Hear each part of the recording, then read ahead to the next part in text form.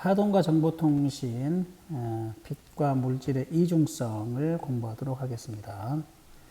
빛의 이중성은 지난 시간에 했고, 이제 물질의 이중성인데요. 자, 여기서 이제 물질이라고 하는 것은 원자, 전자, 핵 속에 있는 중성자, 양성자 이런 것들을 말하는 거예요. 뭐 물질이라고 그러니까 뭐 야구공 뭐 이런 걸 말하는 게 아니라 하여튼 야구공보다 작지만 원자 세계 이것들은 우리가 입자라고 이제 생각을 하잖아요. 보통 입자라고 생각을 하는데 그것들이 이중성을 띠더라라는 거예요. 파동성도 가지고 있다라는 거예요. 워낙에 속도가 빠르면 파동성을 띈다라는 거예요. 그 내용에 대한 것을 공부하도록 하겠습니다. 먼저 학습 목표는 물질의 이중성이라는 게 무엇인지, 그 다음에 이걸 이용해서 전자현미경의 원리를 우리가 이해할 수 있겠습니다.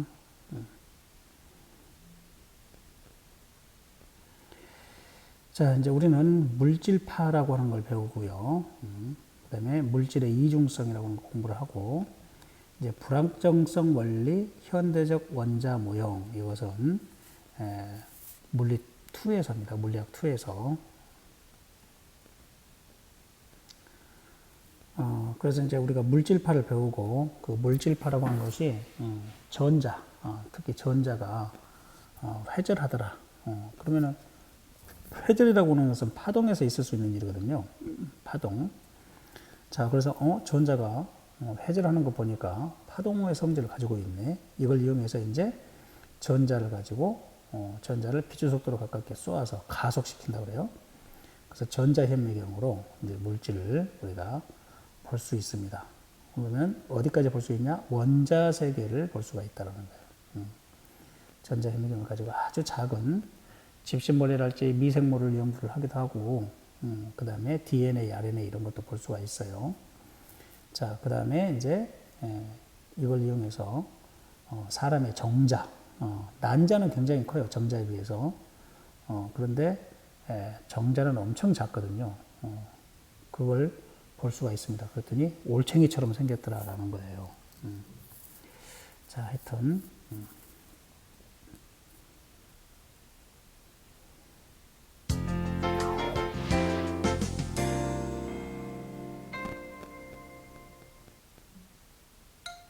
집중, 초집중, 초초집중, 초초초집중, 초초초초집중. 초초초초초집중. 집신벌레가 잘 보이긴 하는데 이게 왜 집신벌레이지? 집신이랑 비슷하게 생겨서 집신벌레 아니었나? 집신하고 하나도 안 비슷한데? 전자현미경으로 보니 집신벌레 맞네. 맞아.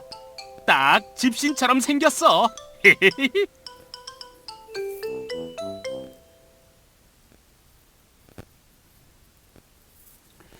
자, 집신벌레를 광학현미경으로 봤을 때하고 전자현미경으로 봤을 때하고 다르다라는 거예요. 그래서 이제 광학현미경도 두 가지 종류가 있는데 그걸 이 단원 마지막에서 공부하도록 하겠습니다. 자, 물질파라고 하는 것은 이제 물질을 우리가 매터라고 하잖아요. 매터. 매터 웨이브. 그래서 물질파예요. 전자나 양성자와 같은 작은 입자들. 우리가 이제 이걸 입자라고 생각을 했는데 이것들이 가속시키면, 가속이라는 것은 속도를 굉장히 빨리 보내는 거예요. 그러면은 이제 빛처럼 두 가지 성질을 가지고 있어요. 파동으로 하더라고요. 빛도 지난번에 이렇게 알갱이라고 그랬죠. 불연속적인 양이다 그랬잖아요. 근데 이것들이 어쩔 때는 파동으로 나타나잖아요. 마찬가지로 전자도 우리가 항상 이렇게 표시했잖아요. 음무의 전기를 가진 전자. 이것들의 속도가 점점 빨라지면 이제 우리나라에 입자 가속기가 있는데 포항공대에 보면은 방사 광가속기가 있어요. 포항공대에 방사 광가속기가 있어요. 이 방사 광가속기라는 것은 뭐냐면은 방사선 이런 것처럼 여러분들 좀 받아들이기가 이미지가 안 좋을 것 같은데 광이라고 하는 것은 빛이잖아요. 전자를 점점 가속을 시키면요. 전자가 가속도 운동하면서 뭐가 돼요? 전자기 파가 만들어져요. 그래서 전자가 빛처럼 나와요. 방사 광가속기 이렇게. 자, 그래서 포항공대는 방사광 가속기가 이렇게 굉장히 커요. 여기서 여기 지름이 약 30km 정도 돼요. 이렇게 큰 포항시 전체를 이렇게 돌고 있어요. 전자를 포항시 전체를 이렇게 코일 속에서 자기장으로 인해서 이 녀석을 쏘아요. 그러면은 이 녀석이 속도가 이제 점점 빨라지겠죠. 그러면 여기에다가 연구소 만들어 놓고 여기다 연구소 만들었는데 이렇게 속도가 센 놈은 이렇게 직진을 하려고 그러잖아요. 이렇게 돌질 못하고 코일 밖으로 빠져나오려고 그래. 속도가 빛의 속도만큼 가까워지면, 즉 포항공대 방사광 가속기는 빛의 속도보다 1초에 약 30cm 못 가는, 거의 빛의 속도에 가깝죠. 빛보다 약 30cm를 못 가. 그렇게 세게 여기에 가속을 시켜요. 속도가 빨라져요. 빛의 속도. 그래서 속도가 아주 빠른 놈만 이렇게 빠져나오게 하고, 아주 빠른 녀석만 이렇게 빠져나오게 하고, 이렇게 아주 빠른 녀석만 이렇게 빠져나오게 하고, 아주 빠른 녀석, 빛의 속도만큼 빠른 녀석만 빠져나오게 해서 여기에서 전자현미경으로 보거나 또는 어떤 물질에 충돌시키거나 해서 연구하는 곳이에요. 입자가속기가 있다. 그래서 포항공대의 방사광가속기, 전자를 가속시키는 장치야. 지난달에 한 달 전인가 두 달 전에 또 입자가속기, 방사광가속기를 청주에 설치한다. 청주에, 광주 나주에다가 설치한다고 했다가 나주보다 입지 여건이 수도권이 더 가깝고 그래서 청주에다 설치한다고 했더니 청주가 집값 땅값이 엄청나게 올랐어요. 그래서 여러분들이 이제 앞으로 대학교 졸업하면은 거기에 가서 근무하면서 물리를 뜯어먹고 살아야 돼요, 여러분들이. 자, 그래서 물질파는 전자나 양성자와 같은 입자가 이렇게 빛의 속도로 달리면, 빛의 속도란다. 빛의 속도에 가깝게 빨리 달린다면 파동성을 나타낸다. 그래서 드브로이라는 사람이 이제 대학원을 다니면서 박사학위를 따려면은 논문을 써야 돼요. 그래서 박사학위 논문을 써야 되는데 이 논문을 어떻게 했냐면은 자기 그냥 연습장에다가 한번 써본 거예요. 아인슈타인이 상대성 원리를 만들었다는데 상대성 원리에서 보니까 E의 제곱은 PC의 제곱 플러스 MC 제곱 전체 제곱 이렇게 나왔어요. 에너지 공식이. 그래서 여러분들이 이제 그 지난번에 선생님이 번역해라 한 것은 뭐냐면은 요것을 0으로 놓으면은 E는 이퀄 MC 제곱이었잖아요. E는 이퀄 MC 제곱. 요 논문이거든요. 이 논문에서 이 E는 이퀄 MC 제곱이라고 하는 게 어떻게 나왔느냐 하면 원래는 이 공식이에요. 이 공식에서 원자핵 안에 있는 그런 에너지들은 질량이 있잖아요. 그래서 MC 제곱. 질량이 없는 빛은 어떻게 되죠? M 대신에 0을 대입하면 이 항이 사라져버리죠. E는 이퀄 MC 제곱이 사라져버리고, E는 이퀄 PC가 있는 거예요. E는 이퀄 PC. 자, 그런데 지난번에 광전 효과를 설명할 때 E는 이퀄 HF라고 했단 말이에요. 그러면 이 공식도 에너지를 나타내는 공식, 오른쪽 공식도, 왼쪽도 에너지를 나타내는 공식인데, 그래가지고 두 개를 같이 놨어요. 자, E는 이퀄 HF는 빛의 속도 C는 이퀄 F 곱하기 람다니까 F 대신에 람다분의 C가 되겠죠. 그래서 람다분의 C 앞에다가 H 이렇게. 그러면 E는 이퀄 HF거든요, 이게. 자, 이게 아까 여기 오른쪽에 있던 E는 이퀄 PC하고 같다며. PC 이렇게. 그럼 여기 있는 왼쪽에 있는 C하고 오른쪽에 있는 C하고 없어지면 P는 이퀄 람다분의 H네. 여기서 P가 뭐냐면 운동량이에요. 운동량. 우리가 운동량을 P로 쓰기로 했죠. 맨 처음에 4월 달에. 자, 그러면은 여기서 람다는 P분의 H네. 웃기네. 파장은 우리가 운동량은 질량 곱하기 속도였잖아. mv분의 h네. 질량을 갖는 녀석인데, 질량을 갖는 m이 있는데, 속도 v가 있고, 그러면 빠르게 어떤 질량이 있는 입자가 빠르게 달리면 파장이 나오네? 이거 뭔 말이지? 그리고 박사학위 논문을 썼어요. 이것을 연습장에다가 끌적끌적 하다가 이게 뭘까? 하고 논문을 썼어요. 이게 도대체 뭐지? 질량이 있는 물체도 파장이 있다고? 그러면서 논문을 일단 썼어요. 그래가지고 자기 이제 지도교수한테 나 박사학위 논문 썼어요. 그거 갖다 줬어요. 근데 박사가 보니까, 자, 봐봐. 아인슈타인이 유도했던 E는 이퀄 PC제곱에 플러스 MC제곱의 제곱. 요거 틀린 거 없어. 아인슈타인 상대성 이론. 질량이 0이니까 E는 이퀄 PC. E는 이퀄 HF. 같다고 놓았어. 그랬더니 C가 없어지고, 이렇게 나와. 근데 이 새끼 지금 뭐 하고 있는 거야? 이게 지금이니까 고등학교 교과서에 나오지만, 그때 당시는 이 지도교수도, 드브로이의 지도교수도 이게 뭔 말인지 모르겠어. 그래서 옆에 베를린 대학에 아인슈타인이 있었거든요. 야, 이거 네가 논문 썼지? 이거 박사학위 줘도 되는 논문인가 한번 봐봐. 그랬더니 아인슈타인이 이 논문을 보고, 이야, 진짜 훌륭하네. 정말 훌륭해. 이래가지고 아인슈타인이 이 사람 박사학위를 줬어요. 드브로이한테. 박사학위 줘도 돼 하고 드브로이 지도교수한테. 내가 보니까 말끔하네, 이렇게 깔끔하네, 이렇게 칭찬해 주면서 이 사람 대단하다고. 자, 아인슈타인이 만든 공식 2개를 그냥 이퀄로 또 놓았던 것 뿐인데 이런 일이 벌어진 거예요.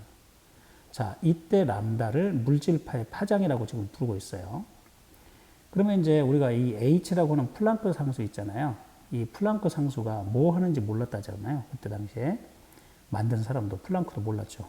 이 H가 입자와 파동을 연결시켜주는 상수값이에요. H가 MV의 입자의 운동량, 요거 람다는 파장, 입자와 파동을 연결시켜주는 상수다. 이게 H라고 하는 게. 그래가지고 대단한 논문이다, 이렇게 칭찬을 했어요. 그래가지고 드브로이는 이 박사학위 논문을 가지고 노벨상을 받았어요. 그리고 평생 동안 노벨상 받은 교수로서 존경받고 인정받고 이런 아주 윤택한 행복한 삶을 살았다라는 거예요. 아무것도 한 거 없는데. 그래서 여러분들도 논문을 쳐다보면서 논문을 이것저것 이렇게 갔다고 해서 이렇게 끌적끌적 하다가 노벨상 한번 타보세요. 자, 야구공과 같은 거시 세계의 입자들은 우리 눈으로 보이는 세계, 우리 눈으로 보는 세계, 이걸 거시 세계래요. 클 것자 보이시자. 거시 세계의 입자들은 질량이 커서 물질파의 파장이 너무 짧아요. 그래서 파동을 검증하는 것이 불가능해요. 하지만 전자와 같은 미시 세계의 입자들의 물질파 파장은 실험적으로 관측 가능한 정도야. 엑스레이 정도 파장이 나오고 감마레이 정도 파장이 나오니까요. 자, 그래서 실험적으로 관측 가능한 정도야. 야구공은 파장이 너무 짧아요. 선생님이 학습지에다가 잘 계산해 놨을 거예요. 자, 그러면 이제 전자선 회절 실험이라고 있어요. 전자선 회절 실험. 177쪽으로 가보세요. 자, 전자라고 하는 건 빔, 전자, 빔이라고 하기도 하고 전자선 그런데 전자는 음의 전기를 띤 입자라고 했어요. 누가? J.J. 톰슨이. J.J. 톰슨이 1876년에 이것을 발견했어요. 음극선 실험을 통해서.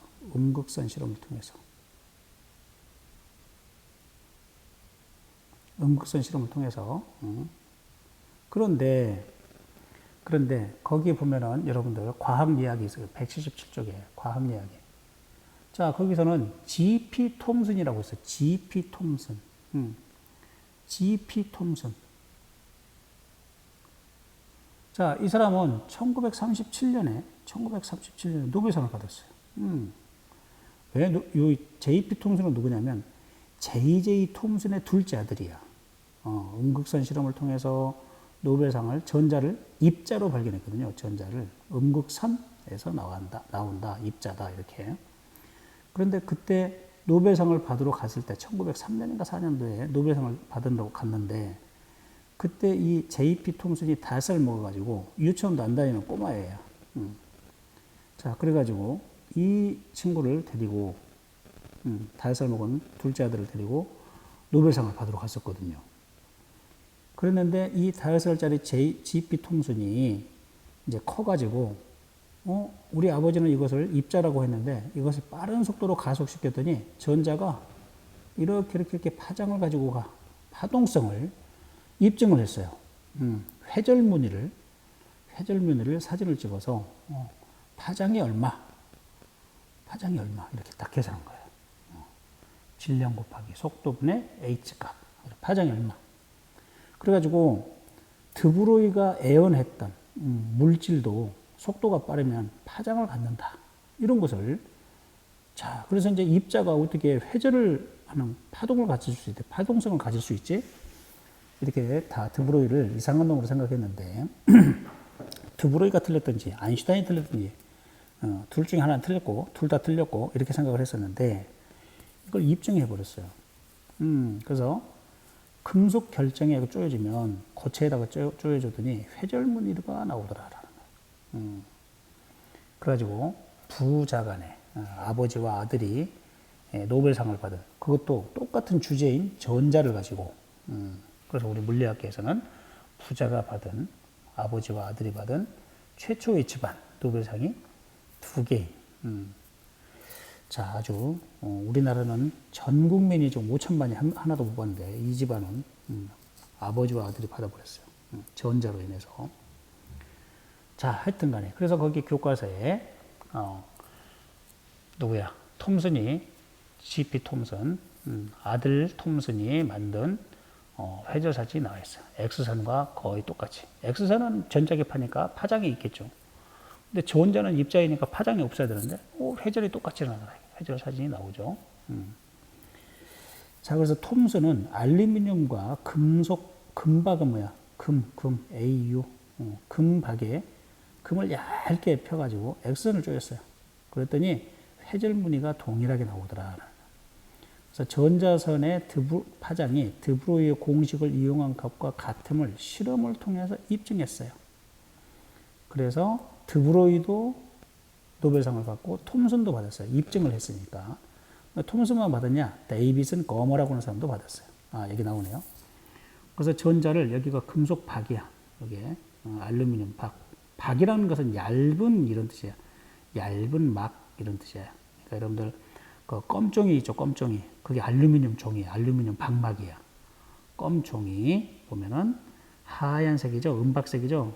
우리가 은박지라고 하는데 은박지. 은은 비싸요. 그러니까 알루미늄이 싸거든요. 알루미늄을 이렇게 아주 얇게 해놓은 거예요. 붙여놓은 거예요. 알루미늄 박막이야. 거기에다가 X선을 쪼였더니 또는 전자선을 쪼였더니 회절무늬가 똑같이 나타나더라 이게. 회절무늬가. 이게 사진건파이라는 것은 필름을 뜻해요. 필름. 필름. 자, 그러면은 회절이라고 하는 것은 파동에서 나타나는 성질이기 때문에 회절이라고 하는 것은 파동에서 나타나는 성질이기 때문에 X선은 전자기파인데 전자선은 입자가 회절을 한다고? 이거죠. 그러니까 회절한다는 것은 파장이 얼마야 되는데 여기서 파장을 구했어요. 이 사진하고 똑같이. 여기서 엑스레이 파장. 자, 여기서 전자선 똑같잖아요. 무늬가. 그래서 여기 파장이 얼마다 하고 딱 나온 거예요. 물질파의 파장이 나오는 거예요. 자, 그러면 이제 우리는 어떻게 빛도 2가지 성질을 다 가지고 있었죠. 이중성, 듀얼리티.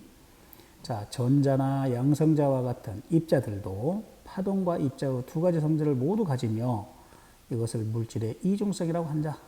물질의 이중성. 빛도 이중성, 2가지 성질을 다 가지고 있어. 그 다음에 물질, 전자도 이중성. 이중성이라고 하는 것은 입자와 파동, 두 가지 성질을 다 가지고 있다라는 거예요. 자, 그 다음 현대에서는 원자나 원자핵 내부와 같은 미시세계의 현상들을 다룰 때는 물질의 이중성의 바탕을 두고 설명을 한다 이게. 자, 어쩔 때는 파동으로 이해를 하면 되고 어쩔 때는 입자로 이해를 하면 되겠죠. 왜냐하면 우리가 자연 현상을 이해하기 위해서 입자 모델과 파동 모델을 가지고 자연 세계를 설명하고 이해하려고 했었거든요. 그런데 이게 입자가 파동성을 띠고 있고 파동도 입자성을 띠고 있으니 이걸 두 가지 성질을 다 이제 우리가 이해하는데 편할 대로 이해하면 되겠다라는 거예요. 자, 그러면은 이제 이 물질의 이중성을 가지고 우리가 응용하는 장치가 바로 뭐냐? 디바이스가 현미경, 전자 현미경. 자, 전자의 물질파를 이용하여 물질을 확대시켜 볼 수 있는 현미경으로 주사전자 현미경 SEM과 투과전자 현미경 TEM이 있어요. 자, 여러분들 이제 넘기면 178쪽부터 거기에 대한 설명이 나와 있어요. 자, 주사전자 현미경이 SEM인데요. 주사전자 현미경은 거기에 가속 전압을 보니까 10kV, 그러니까 10,000V예요. 킬로가 1000이니까 10,000V에서 30kV니까 얼마일까요? 30,000V까지 가속을 시켜요. 30,000V까지. 그러면은 전자가 속도가 어느 정도 되겠죠? 근데 투과전자 현미경 TEM은 100kV예요. 100. 그러니까 10kV에 10배죠. 100kV니까 자, 10만 볼트에서부터 30만 볼트까지 이렇게 가속을 시켜요. 그러면 우리가 전자의 운동 에너지 2분의 1 mV의 제곱은 2 곱하기 V예요. 이건 전압이거든요. 여기서는 전압이에요. V가. 그러면은 전압이 높을수록 어떻게 되냐면 운동 에너지가 커져요. 속도가 커져요. 자, 그러니까 여기가 속도가 더 커다는 거잖아. TEM이. 그러니까 이게 더 자세하게 볼 수 있겠죠. 자, 그래서 투과전자 현미경으로 보면 179쪽에 봐보세요. 더 자세하게 속을 다 볼 수 있어요. 집신벌레의 그 세포 안에 있는 소기관들을 다 볼 수가 있어요. 집신벌레. 자, 그런데 SEM, 주사현미경, 이걸로 봤을 때는 입체적인 모델로 볼 수 있어요. 입체 모델.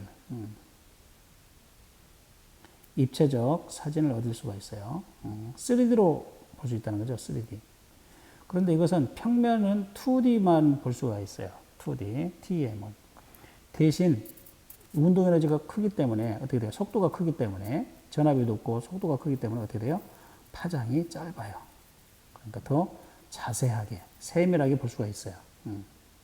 파장이 짧을수록. 자, 그러면은 전자현미경은 어떻게 되냐? 거기에 자기 렌즈가 있어요. 자기 렌즈. 자기장을 이렇게 자기장을 모아주는 역할을 해요. 그래서 코일이 만드는 자기장으로 전자선의 경로가 휘어지도록 하여서 전자선을 아주 좁은 한 점에 모아주는 장치예요. 즉 렌즈 역할을 한다. 자기장으로 코일에 있는 자기장으로 렌즈의 역할을 한다. 렌즈가 이렇게 볼록 렌즈 돋보기가 이렇게 오면 이렇게 한 점에 모아주잖아요. 이렇게 이걸 초점이라고 그러죠. 이렇게 모아주는 역할을 하거든요. 이런 것처럼 렌즈 역할을 한다. 자, 렌즈 역할을 하는데 주사전자 현미경은 자기 렌즈에 의해서 초점이 잘 맞춰진 전자선을 시료를 따라 스캔하면서 쪼여줘요. 이때 방출되는 전자들을 검출하여서 상으로 만들어, 이미지로 만들어. 자, 이미지로 만들어서 본다라는가. 자, 그래서 가속 전압은 5,000에서 3만 볼트 정도예요. 가속 전압은. 그래서 시료 표면에 3차원적 구조를 알 수가 있어요. 3차원적 구조를 알 수 있어요. 그래서 이제 이걸로 정자를 본다면, 사람의 정자를 본다면 이렇게 올챙이처럼 생긴 이런 정자가 가는 거죠. 정자를 볼 수 있는 거죠. 자, 그 다음에 이제 여기에 보면은 화면으로 볼 수 있어요. 컴퓨터 화면으로 볼 수 있어요. 우리 사람 눈으로 보면 안 돼요. 자, 그 다음에 이제 투가전자 현미경은 TEM은 매우 높은 전압으로 가속시킨 전자선을 자기 렌즈를 이용해서 모은 다음에 시료에 투과시켜서 상을 만들어요. 또는 시료에 투과시킨 게 아니라 금속에다가 스캔을 해서 그 시료를 스캔을 해서 3차원적 모델을 봤는데 이제는 시료에 투과시킨다는 건 뭐예요? 통과시킨다는 뜻이잖아. 자, 그래서 가속 전압은 100에서 300kV, 10만에서 30만 볼트로 주사전자 현미경보다 높아요. 전압이 높을수록 파장이 짧아요. 부위가 클수록 물질파의 파장이 짧아요. 더 세밀하게 볼 수 있다는 거죠. 그래서 시료의 2차원적인 내부 구조를 알 수가 있어요. 2차원적인 내부 구조를 알 수가 있다는 거야.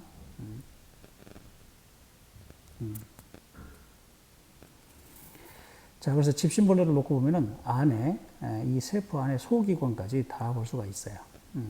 소기관 하나하나를.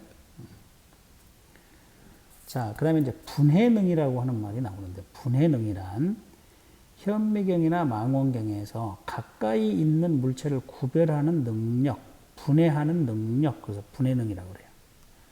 파장이 짧으면 짧을수록 회절이 적게 일어나서 분해능이 좋아요. 그래서 아까 30만 볼트로 가속시키는 TEM 방식이 투가전자 현미경이 파장이 짧아서 분해능이 좋게 되는 거예요. TEM이. 알겠죠? 투가전자 현미경이 주사전자 현미경보다. 자, 그래서 이제 전자 현미경의 파장은 10의 마이너스 11성, 10의 마이너스 10승 정도로 광학 현미경보다 훨씬 짧으니까 분해능이 좋죠. 자, 광학 현미경은 우리 빛의 파장이 4 곱하기 10의 마이너스 7승가 보라색, 8 곱하기 10의 마이너스 7승가 빨간색, 이러거든요. 마이너스 7승는 광학 현미경이고 10의 마이너스 11성, 10의 마이너스 10승은 엑스레이거든요. 엑스레이 정도의 파장이거든요. 이걸로 보니까 아주 작은 세계를 구별해서 볼 수 있죠. 분해능이 있어요. 자, 전자 현미경은 광학 현미경으로 관찰할 수 없는 구조도 관찰할 수 있어요. 전자 현미경은 광학 현미경으로도 관찰할 수 없는 구조를 관찰할 수 있어요.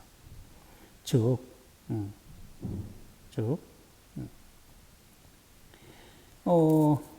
지금 이제 남자와 여자들의 갈등이 굉장히 많이 있어요.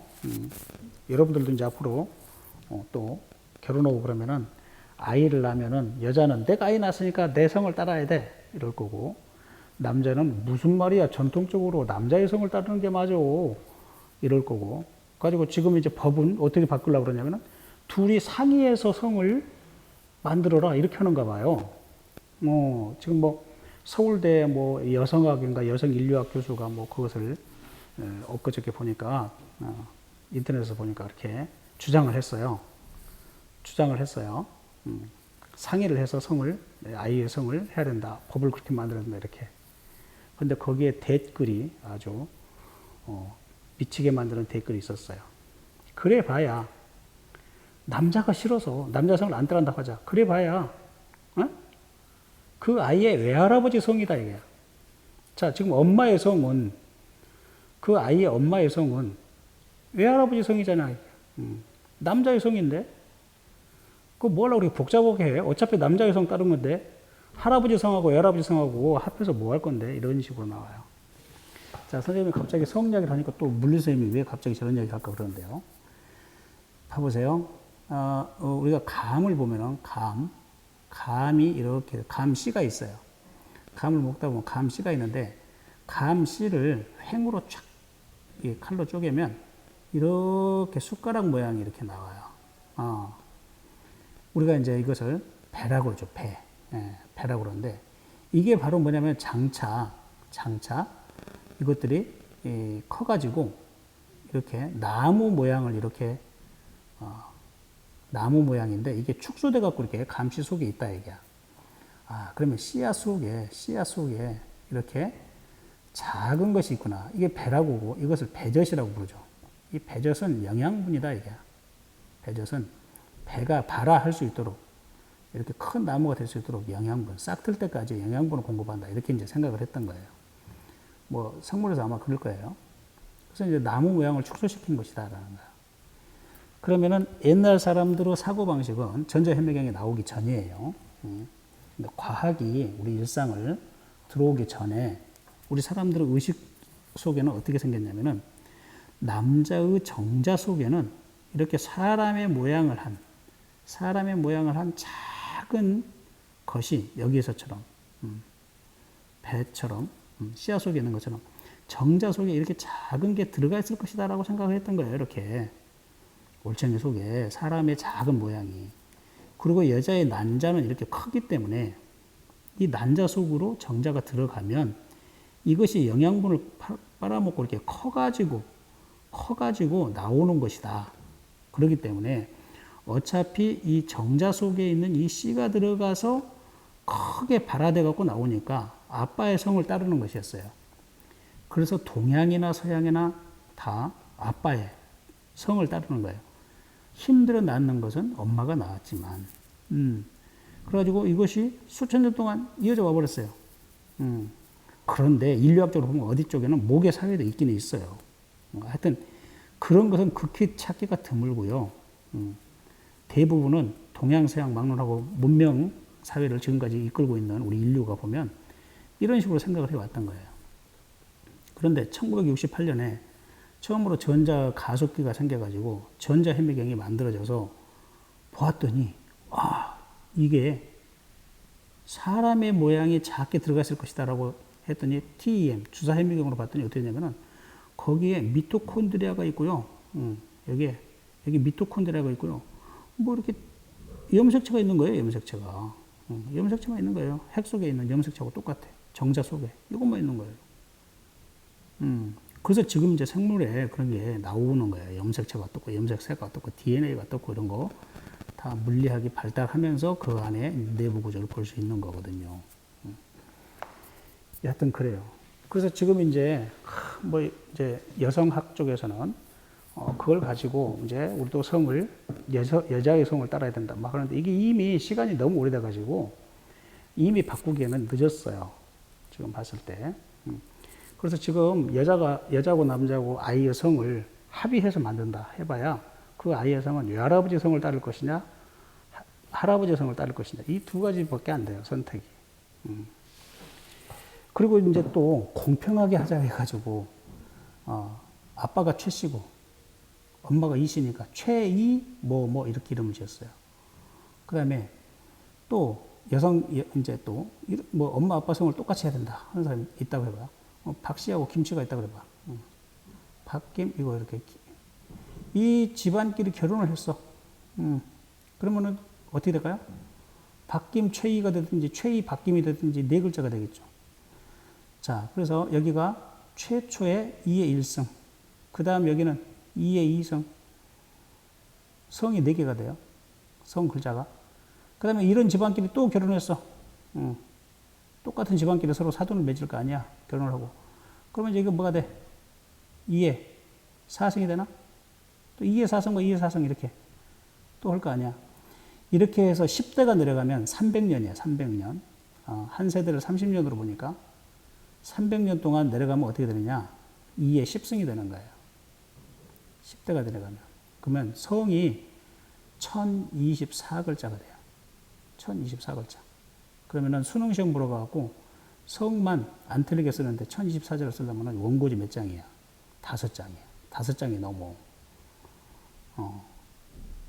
그래서 이거 다 부질없는 이런 것들인데 굉장히 이 사회 문제를 막 야기시키고 그래서 남자들하고 여자들하고 막 뭐 젠더 논쟁 막 이런 거 지금 심각하게 퍼지고 있는 거예요. 좀 논리적으로 사고했으면 좋겠어요. 자, 무조건 평등한 것만 좋은 게 아닌데 평등만을 막 따지고 있어요. 하여튼 선생님 생각은 그래요. 자, 전자현미경에서 자기장을 이용하여 전자선을 모아주는 장치가 무엇이었더라? 자기렌즈였죠. 자기렌즈. 자기렌즈. 자, 그러면 이제 개념 정리해 볼까요? 전자나 양성자와 같은 입자를 나타내는 파동 물질파예요. 물질파. 자, 그 다음에 전자의 물질파 파장은 X선의 파장과 비슷하므로 금속 결정에 쪼여주면은 해절무늬를 관찰할 수 있어요. 해절무늬. 해절무늬를 관찰할 수 있더라. 그 다음에 전자나 양성자와 같은 입자들도 파동과 입자의 두 가지 성질을 모두 가지며 이를 물질의 이중성이라고 부른다. 이중성이라고 한다. 그 다음에 전자 현미경이란 전자의 무엇을 이용하여 물질을 확대시켜 볼 수 있는 현미경이다? 물질파를 이용해서. 전자의 물질파를 이용하여 물체를 확대시켜 볼 수 있는 현미경입니다. 자, 그런데 이제 우리 지금 선생님이 뭐 물질파다 어쩐다 이렇게 아무리 설명을 해도 여러분들이 지금 이해를 하려고 애를 쓰고 있으나 이해가 잘 안 됩니다. 그러면 사다음도 빛의 속도만큼 달리면 파장이 있다는 거야. 뭐야? 막 이렇게. 야구공은 어떻고? 막 이렇게. 아까 야구공은 아니라던데. 그래서 선생님이 거기 학습지에 보면은 잘 정리해 놨어요. 잘 정리해 놨어. 파장이 너무 짧으면 10-34성 정도로 짧으면 우리가 측정할 수가 없어요. 너무 작아서. 그래서 파동성을 인식을 못하고 입자성만 나타나게 되고요. 야구공은. 그 다음에 전자는 엑스레이 정도의 파장이 나와요. 물질파의 파장이. 그러면은 엑스레이는 파동성을 가지고 있잖아요. 전자기파니까. 그래서 해절무늬나 간섭무늬를 관측할 수가 있어요. 야구공은 회절무늬 간섭무늬를 관측할 수가 없어요. 파장이 너무 짧아서 직진해버려요. 직진. 회절하지 않고. 자, 그래서 이제 선생님이 여러분들에게 지금 우리가 아무리 물리선생님이 두 가지 성질 다 가지고 있다고 전자현미경 봐봐 막 이런 식으로 하지만 여러분들은 쉽게 받아들이지 않아요. 그런 걸 내가 알아요. 그래서 선생님이 이제 그 과학국치랄지 또 유명한 그 교수님이 있어요. 경희대학교의 물리학부 뭐 이상욱 교수님인가? 이상욱 교수님인가? 그분 TV에 나와서 우리 대중들에게 일반인들에게 물리학을 이렇게 쉽게 설명하려고 애를 쓰고 있는 분이에요. 그런데 하여튼 굉장히 재밌습니다. 이걸 통해서 여러분들이 조금이나마 이중성에 대해서 좀 더 이해할 수 있도록. 선생님은 교과서 내에 있는 것만을 설명해야 되기 때문에 한계가 있어요. 그런데 그 TVN에서 나온 그 영상이 있어서 그걸 한번 보도록 하겠습니다.